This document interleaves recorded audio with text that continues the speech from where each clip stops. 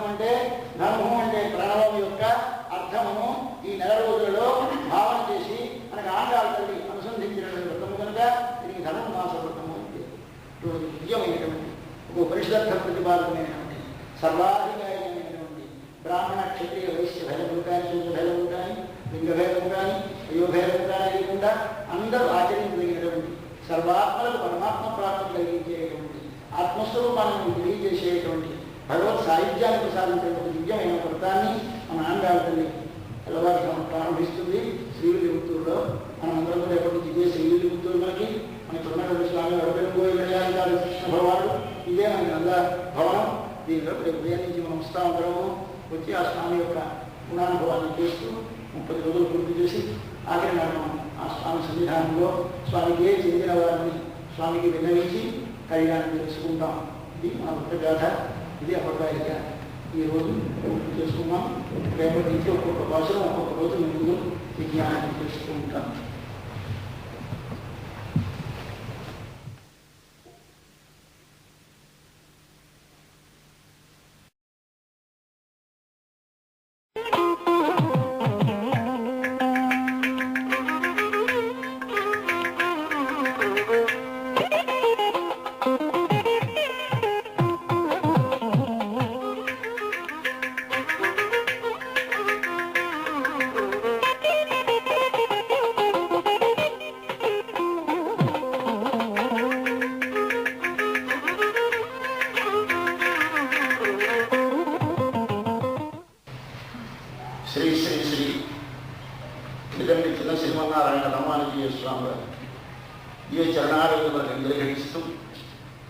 వారి నియమనానుసారంగా ఈ సంవత్సరం జీరట్యూషన్ ట్రస్ట్ వికాస సమితి యొక్క సంయుక్త ఆధ్వర్యంలో నాకు ఈ తిరుప్పావి ఇక్కడ విన్నవించే భాగ్యం కలిగింది. సుమారు 5 సంవత్సరాల క్రితం స్వామివారితో కలిసి ఇక్కడ తిరుప్పావి చెప్పే అదృష్టం కలిగింది. తరువాత మధ్యలో విశ్రాంతి ప్రసాదించారు. మళ్ళీ ఒకసారి తమ్మని స్వామి ఆజ్ఞాపించారు. ఈ సంవత్సరం వచ్చాను. మీ అందరితో కలిసి ఈ రోజు నుంచి 30 రోజులు మనం ఈ వ్రతాన్ని జరుపుకుంటాం. మొట్టమొదట 1988లో నన్ను ఇక్కడికి తీసుకొచ్చారు. అప్పుడు బాలాజీ భవన్లో చెప్పాం. మరుసటి సంవత్సరం కూడా రమ్మన్నారు. అప్పుడు చెప్పాం. తర్వాత మధ్యలో విశ్రాంతి రావడం, మళ్ళీ మా చిన్నస్వామి వారు తిరుప్పావి ప్రవచనాలు ఆరంభించిన తర్వాత వారి ఆశ్రమ స్వీకారం చేసిన 2వ సంవత్సరం ఇక్కడ కార్యక్రమం జరిగింది. ఆ కార్యక్రమానికి వారితో పాటు నేను కూడా వచ్చి ఇప్పుడు బాహితీ భవన్లో విజ్ఞాపనం చేశాను. తర్వాత మళ్ళీ 86లో మళ్ళీ వచ్చి ఇక్కడే జట్టు భవనంలో చేశాం. కానీ పరిపూర్ణమైన జట్టు కాదప్పుడు, అపరిపూర్ణంగా ఉండగా చేశాం. అందుకోసం స్వామి మళ్ళీ ఇక్కడ కూడా ఒక మాట అనుభవించి ఐశ్వర్యాన్ని మనం తీసుకువచ్చి మళ్ళీ ముందు ఇక్కడ ఈ సంవత్సరం నాకు అవకాశాన్ని ప్రసాదించారు. మేము అందరితో కలిసి ఆండాళ్ళ వైభవాన్ని తిరుప్పావిని అనుభవించే భాగ్యాన్ని నాకు ప్రసాదించినందుకు ఇక్కడి జీవన కార్యకర్తలకు, భక్తులకు, సభ్యులకు నేను హృదయపూర్వకంగా కృతజ్ఞత తెలియజేసుకుంటూ ఈనాటి నుంచి మనం ఈ వ్రతములను ఉపక్రమిస్తున్నామని విజ్ఞాపన చేస్తాం. ఇది 30 రోజుల వ్రతం.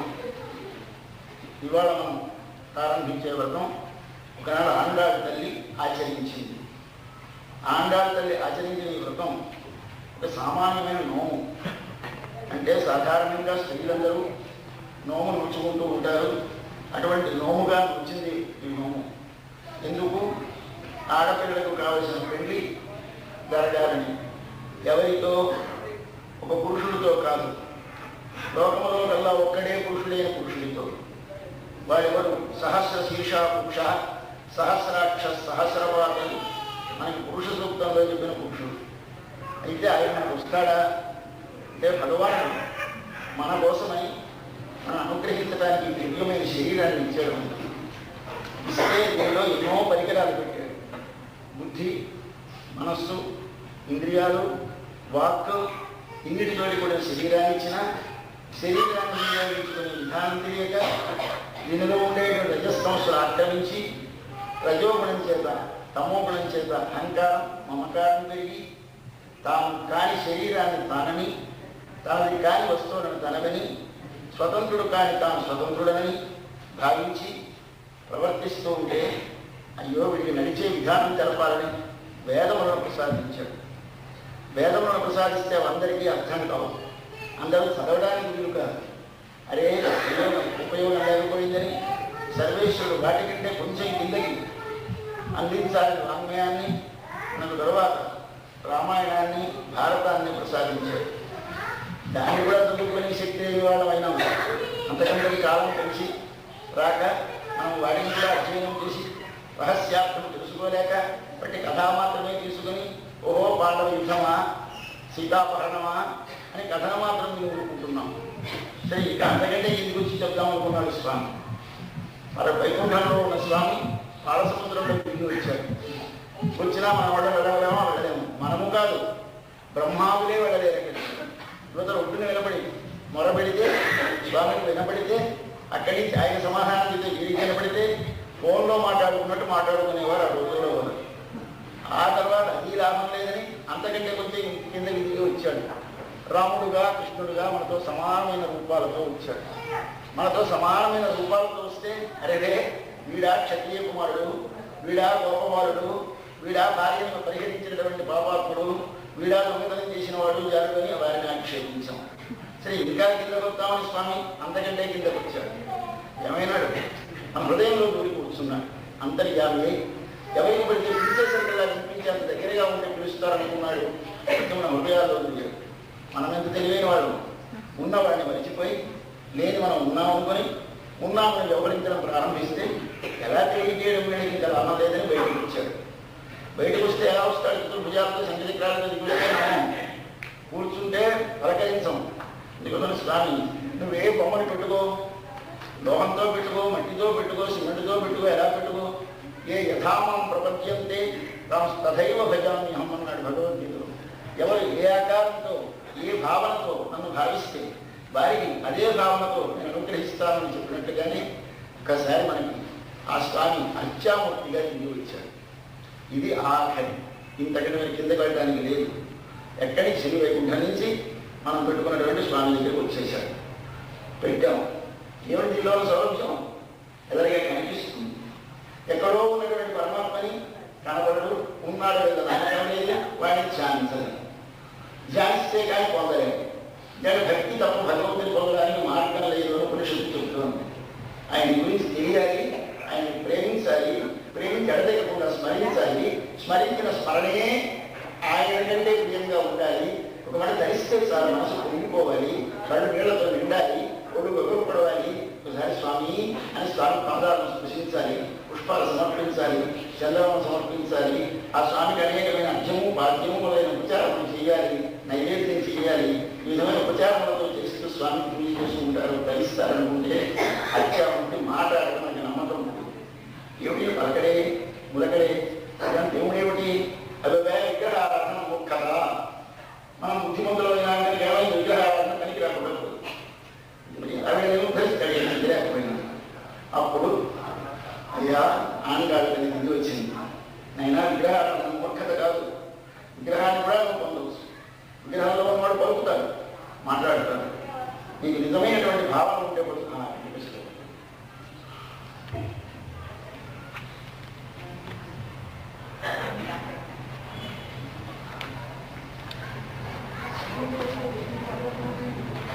అని ఆండాలని నిరూపించడానికి అవతరించిన అవతారం.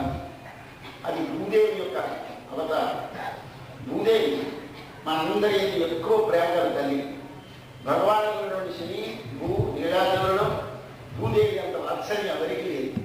ఇంకేత స్వామి ఒకనాడు కానీ హిరణ్యాక్షుడు భూమిలో తీసుకుపోతే అటు నుంచి ఈయన వెళ్ళి తన గోడ మీద బయటికి తీసుకొస్తూ ఉంటే అంతాపలో ఉండి మన గురించి స్మరించి స్వామి ఈ జీవులందరూ నిన్ను మర్చిపోతారే, నిన్ను తలంచలే, ఏం చేయడం ఎవరైనా సులభమైన ఉపాయం చెప్పవా?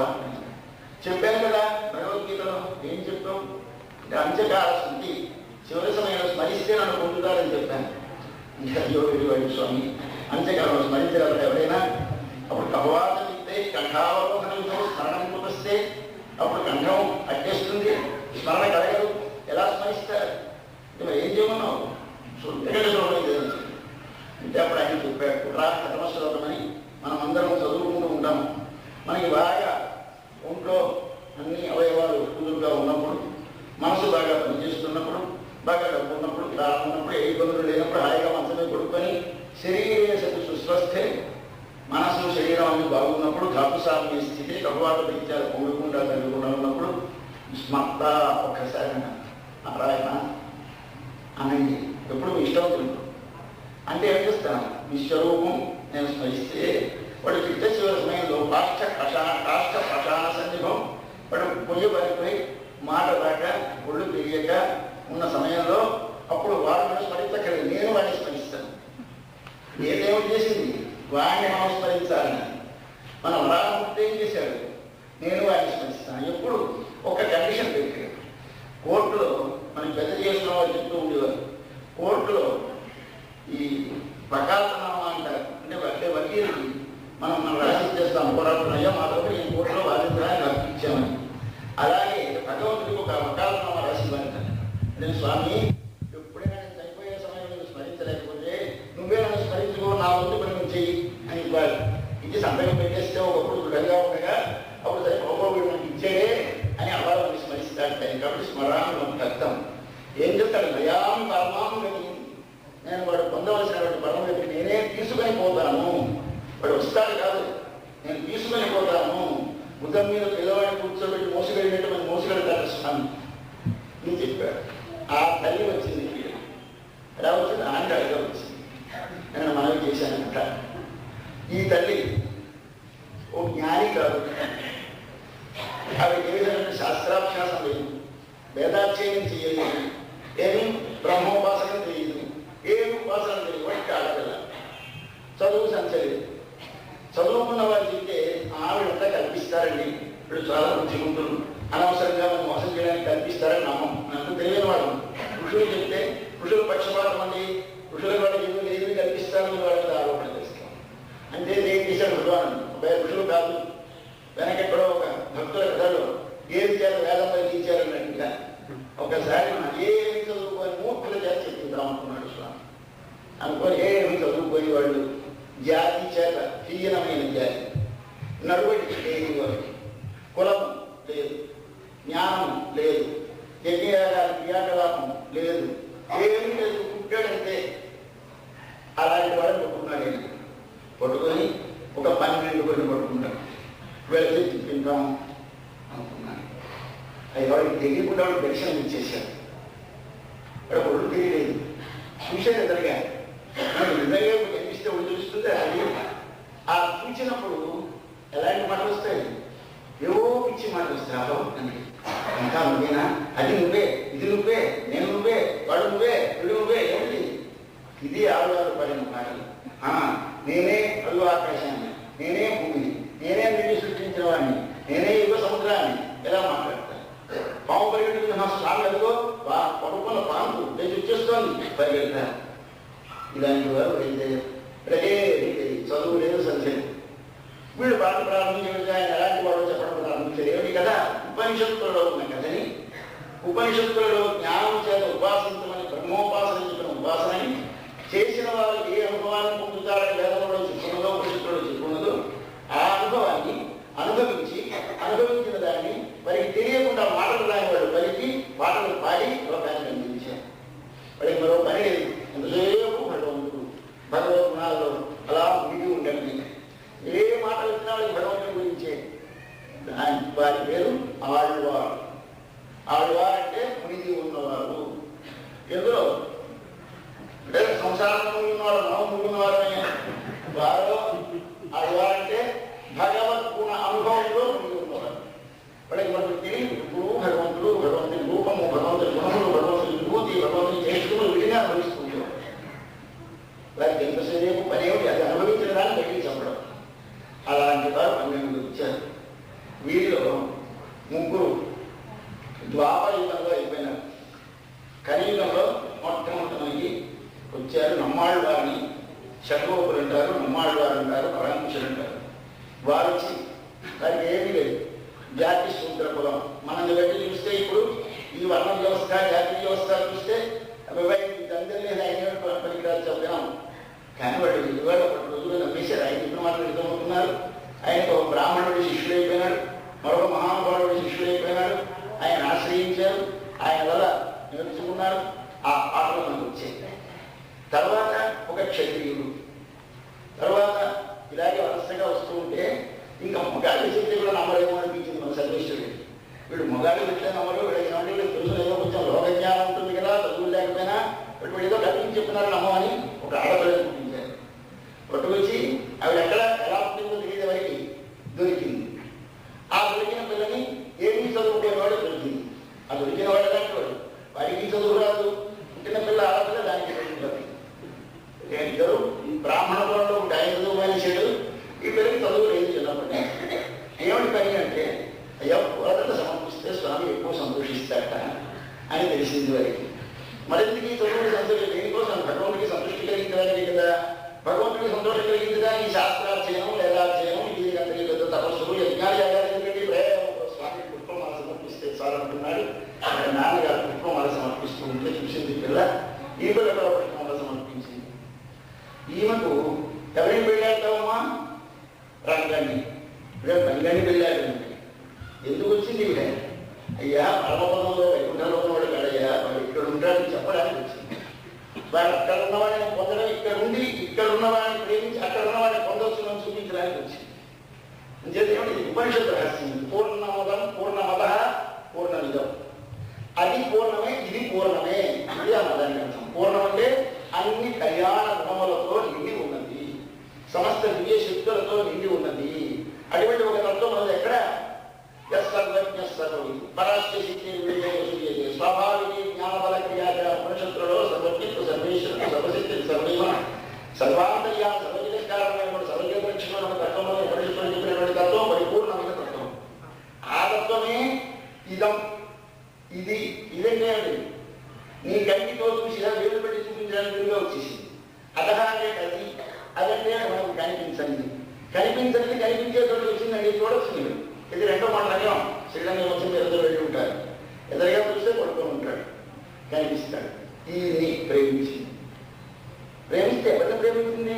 బొమ్మనే, విగ్రహాన్ని. మన దృష్టిలో బొమ్మ, ఆమె దృష్టిలో బ్రహ్మ, సాక్షాత్ సర్వేశ్వరుడు. ఆ స్వామిని ప్రేమించి ఆయన పొందాలి. ఎలా పొందాలి? భర్తగా పొందాలి. ఎవరిని? ఒక శిలా విగ్రహాన్ని, అత్యమూర్తిని భర్తగా పొందాలి. ఒకటి పరస్పర విరుద్ధం. మనుష్య కాంత ఒక విగ్రహాన్ని భర్తగా పొందుతుందా? ఇవి వారితో కాపడం చేస్తాయి. ఏమిటి కాపడం? అంటే రహస్యం అని కోరదు. ఇది ఉపనిషత్ రహస్యం. ఎందుకంటే భర్త ప్రభు సాక్షి అని భగవద్గీతలో భగవంతుడితో ఉన్న సంబంధాన్ని గుర్తు. ఆయన భర్త, మనం భార్య. ఇది అష్టాక్షరి మంత్రంలో భగవంతుడితో మన 9 సంబంధం చెప్పినప్పుడు అప్పుడు పితాచ రక్షక శేషి భర్త జ్ఞేయో భర్త. వాడి భర్త ఆయన. ఎవరు భర్తలు? మగవాడు కాడు, అసలు మగవాడు.